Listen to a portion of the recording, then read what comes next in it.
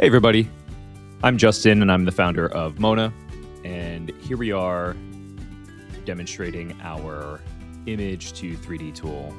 So basically what I've done here is uploaded a simple kid's drawing of a dragon, and using our fine-tune feature, I've turned it into a Pixar style dragon in seconds. Remove the background here to get a clean image, and then I go down into the image options, turn on HD settings and turn to 3D. And in another few seconds, I have a 3D version of the 2D drawing of the dragon, and it looks fantastic. Now I'm going to download the model. It's going to give me an STL file, which is needed for 3D printing.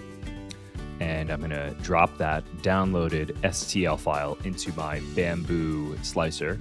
It's a bit small, so I actually want to scale it up so I can get a bigger 3D print. So I'm going to scale it up a little bit. And then I'll go over and turn on some supports over in the settings panel. And then I'm going to slice the plate. It'll show the supports and show that it's ready for printing. And now we're going to print.